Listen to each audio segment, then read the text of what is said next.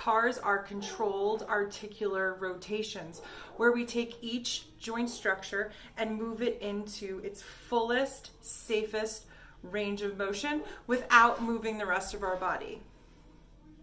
Right? We just focus in on that particular joint. We also upload a ton of information to our brain. Our brain moves in the path of least resistance when it comes to movement. So if our brain doesn't know that we have more movement than this, it's not going to use it, and it's not going to rely on it when we need it, especially to avoid injury. So we can maintain our current range of motion. Here comes Cooper. You will see her more often. We can maintain our current range of motion, create more space in our joints, sleep better, decrease stiffness, decrease tightness, and move better. And if you move better, most likely you're going to want to move more. So this is day 1. And we're going to run through CARs in a little bit more detail. That way you get a good solid foundation. And then we start to move into different base positions so you can create and find your recipe for CARs that works for you. Feet are hip width or wider apart. I'm going to be focusing on irradiation, or the control aspect of our 3 C's, compassion, care, and control. What we do is we gather all the strength by contracting our entire body, leaving our joint that we're focusing on with the ability to move with more control, mindfully, and to really get into that joint and make the best out of this movement that we're doing. So root your feet into the ground, lift the kneecaps, contract the quads, contract the glutes. Easy for me to say.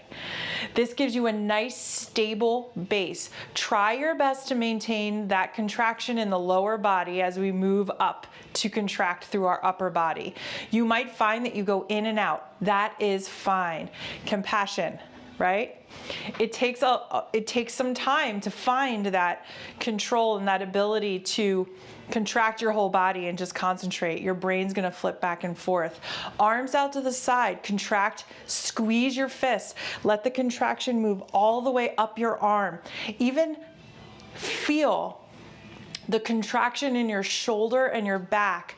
You might even feel a little stretch in your shoulder as they move down away from your ears. Last part of irradiation is one that is so helpful, is packing the air down. So keep the contraction through the rest of your body. Inhale. As you exhale, lower your lower ribs down and in towards your front hip points. You just kind of feel like you compacted yourself down, that you made yourself shorter. Now that we feel super stable throughout our whole body, let's drop our chin to our chest. We're moving from our neck all the way down, dropping the chin to the chest. Scrape along or near your collarbone to look over your right shoulder. Then tilt your right ear behind your right shoulder and rainbow up and over to the other side into a tilt, a twist, and then bring your chin back down along the left collarbone. Go to the right again. Look over the right shoulder, tilt, up and over. Tilt, look, and come back down. I'll show you from a different angle. To the right one more time. Look over the right shoulder, tilt, feel a stretch on the opening side of the neck. Extend, rainbow up and over to a tilt. Feel the opening side again. Twist and come back down. Let's go to the left. Collarbone, look, tilt, rainbow up and over into a tilt, twist, and down. All the way to the left again.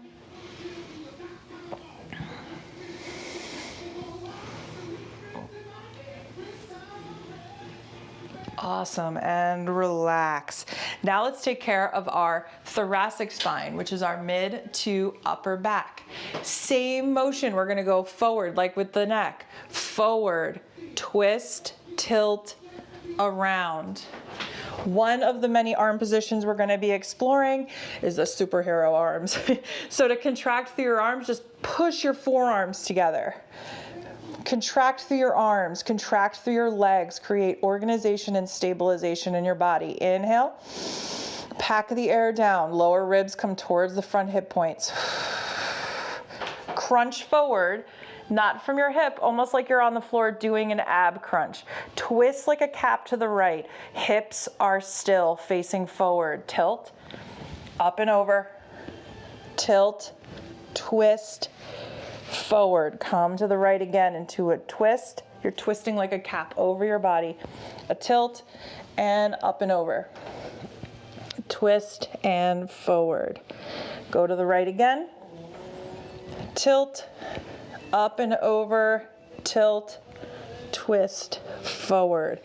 Let's go to the left. This time, I'm going to give you a visual cue of where we are actually moving in our body here. So, arms are crossed, create tension in the body, pack the air down. Exhale, ribs come down to the lower hip, to the front hip points. Contract through your body, squeeze your glutes, crunch down. Twist like a cap to the left. Tilt. Up and over to the other side into a tilt. Keep that chin tucked. Twist and come forward to the left again. I call them barnacles. You might hear some crunching, some crackling. You're moving things. And last one, nice.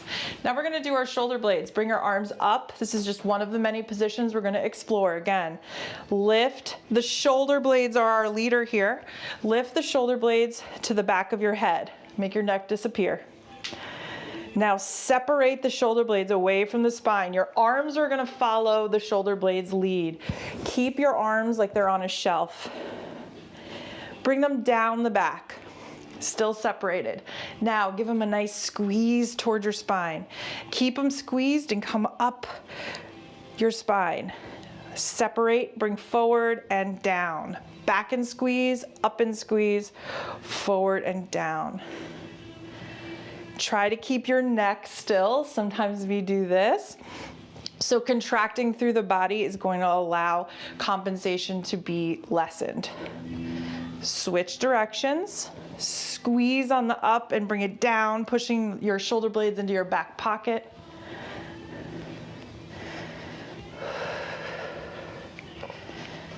Three, two, and one. Awesome. Let's take care of our elbows. Arms straight out. Pin your biceps to your side. Arms out straight, palms up. Slowly, like the air is thick.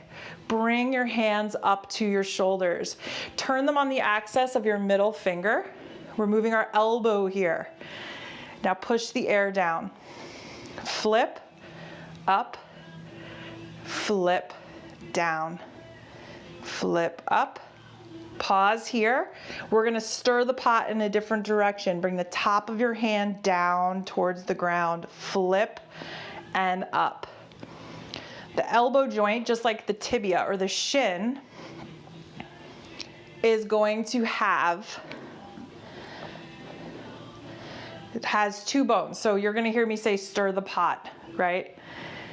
Because we're moving the two bones within the joint, and relax, moving the two bones in the joint in flexion and extension. And so when we stir the pot in the other direction, we're changing the position of the two bones in flexion and extension, right? So we're really getting in there, getting all the sauce. Let's take care of our wrists now. Keep your biceps pinned to your side. Forearms, stay up. Your forearms, it's none of the forearms business right now. It's all in the wrist. This is can be a challenge for some. Naturally, if you moved, you see my forearm moving, right? Naturally, we want to do that. But what we want to do is stabilize the forearm and just move the wrist. So let's do one at a time. Take your left hand and hold on to your forearm. A little bit of pressure. Extend the wrist down. Pinky side in. We're doing 3 circles in each direction. Hold onto that forearm, don't let it move. And switch directions. And relax, switch sides. Extend down, pinky side in.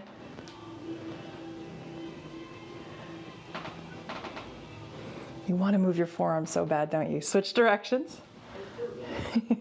We want our joints to move independently so that they can work together more cooperatively. And relax. Let's take care of our shoulders. Our shoulders and our hips are similar in their structure. So take note of what we do in our shoulders because we're going to do the same thing in our hips right after. We're going to do double shoulders to start. Externally rotate. Bicep spins up towards the ceiling. Our leader here is our bicep. If I have you come up into flexion and internally rotate, you might just move your wrist. But let's see if you can see the difference. If I move my wrist versus my shoulder, that's my shoulder. My elbow pit's moving. This is me just moving my wrist, okay? So keep that in mind. Use my thumbs as guides. Thumbs up, thumbs pointing back. Led by the bicep is external rotation. You're gonna cross them. I just wanna make sure you can see. Cross them over the midline of your body. Come up into flexion. I'm gonna spin, don't worry. My thumbs are pointing out to the side. I'm still in external rotation. You find a little roadblock, that tells you it's time to internally rotate. Spin the bicep in towards your armpit, away from your face. Thumbs are gonna slowly make their way down as you extend the arms back. My thumbs are pointing to the back of the room. Now kick it back, straight elbows. Now spin the biceps out away from your armpit. Thumbs coming up and then back towards the room, externally rotating and bring it around. One more. Externally rotate, cross over the midline. Bring your arms up into flexion. Make sure your body is still. Irradiate through your body, internally rotate, reach back. Keeping your neck still, your chest still. Kick it back. Externally rotate, bring it around. One more. Squeeze the glutes, squeeze the quads, really irradiate, pack the air down in the torso. That's gonna be a given. Whenever I say irradiate, really try to make that effort to go up your body. Externally rotate, cross the midline. Flexion. Spin the biceps away from your face. Reach back, really reach back. Keep internally rotating and land. Kick it back.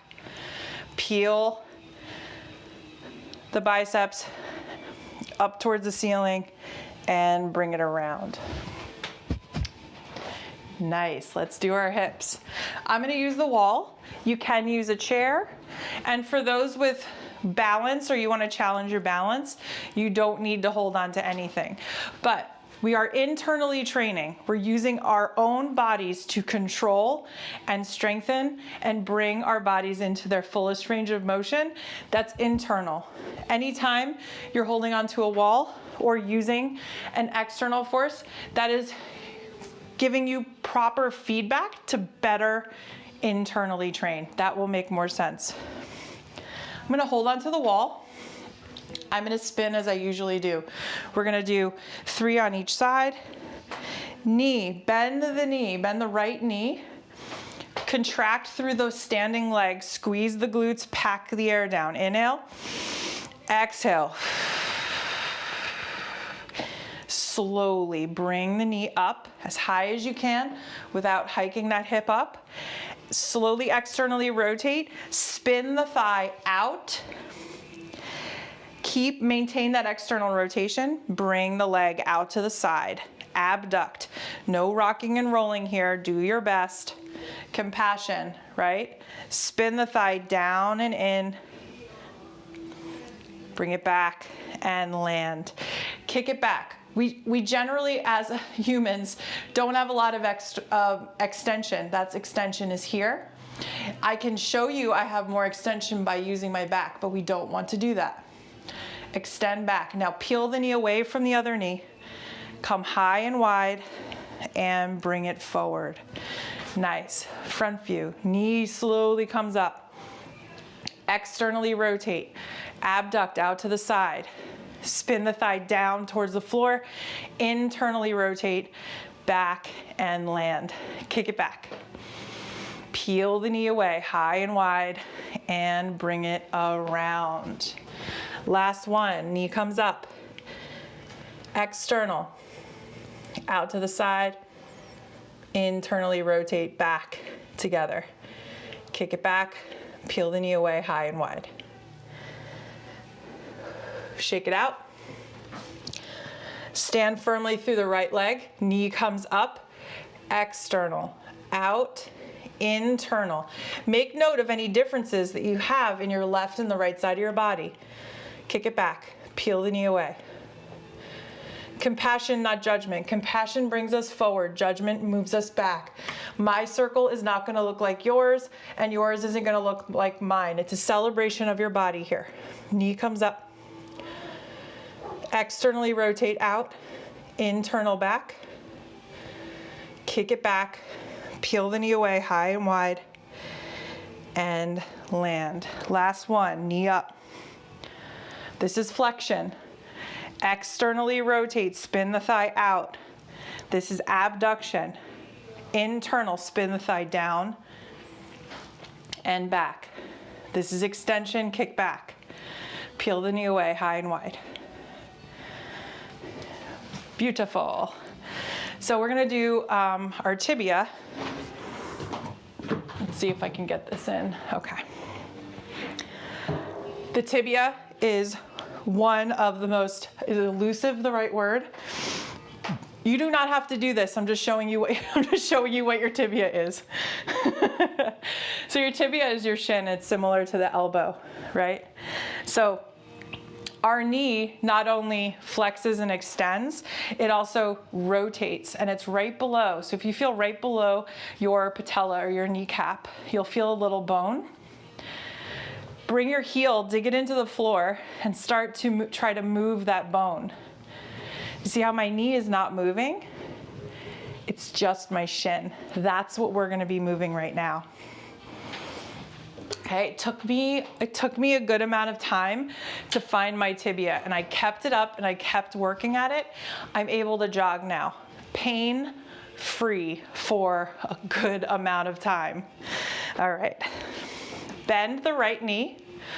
You can even, if you're up against a wall or if you're holding on to something, that's fine. But if you are up against a wall, you can even place your heel on the back of the wall. Keep your femur, your thigh, and your knee still. You can put your hand on it for external feedback. Find external rotation in the tibia. Bring it forward 3/4 of the way. Internally rotate and retrieve it back. External forward, internal back. External forward, internal back. Pause here on the in and back. Stir the pot in the other direction. Kick it straight forward. Externally rotate, pull it back. In, forward, external, pull it back. One more. Pull it back. Relax. Bring that right foot out in front. Let's take care of our ankle.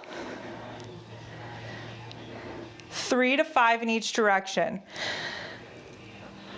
Try your best to relax your toes. If this is your first time, or if it's your 20th time doing cars, you're gonna get something different out of it each time. That's a really great part about this sort of training. You're gonna be able to do these possibly with like 6 to 8 minutes a day. This one is longer because it's our nice intro.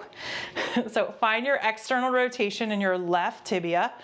Extend forward, internal back. Use the external feedback, like your hand, to keep the knee and the femur still. Your whole leg gets most of its movement from the femur.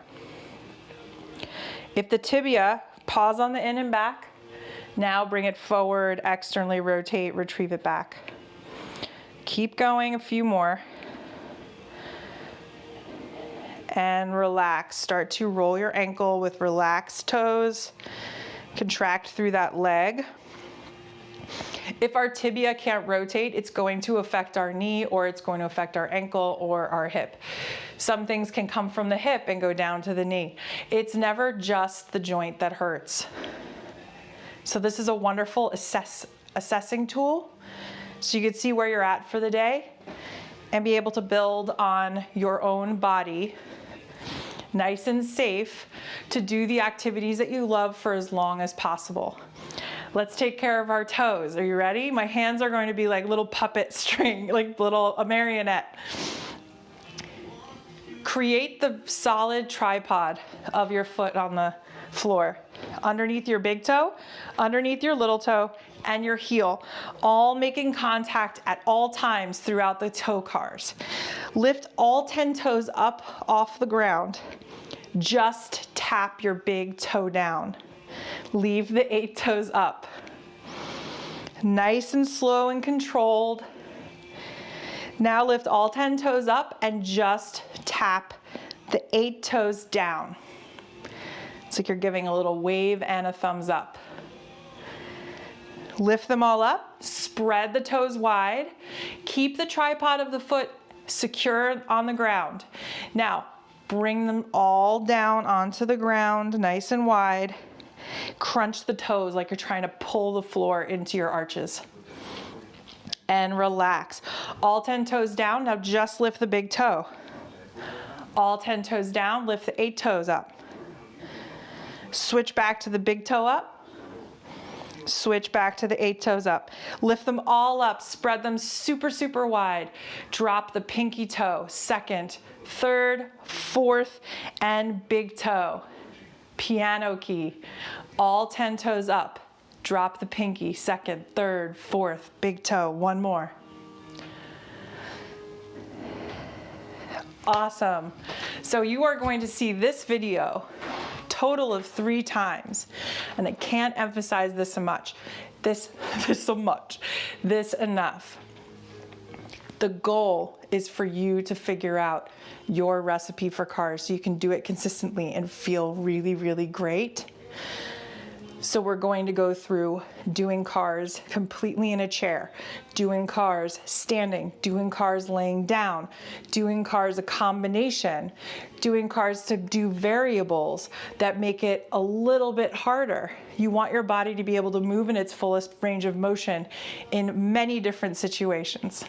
So compassion, care, we don't ever move into anything painful or pinchy or pokey. You float just below it. Cramping also, float just below it. Make the circle smaller. And control. You can already probably feel that when we contract our entire body, we're able to pull so much strength from the rest of our body to focus in on that joint. And we're also able to limit compensation so that our brain can go, oh, that's what my neck can do. Oh, that's what my shoulder can do. I'm going to use it more and have it be part of the usable, workable space that I give you. That's why it can decrease injury. If my brain knows I can reach back this far and I have a fall, my muscles are going to be okay with it. My nervous system is going to be okay with me reaching back this far and not try to protect it. So, again, thank you so much for joining us. This is going to be a wonderful journey, and reach out to me with any and all questions.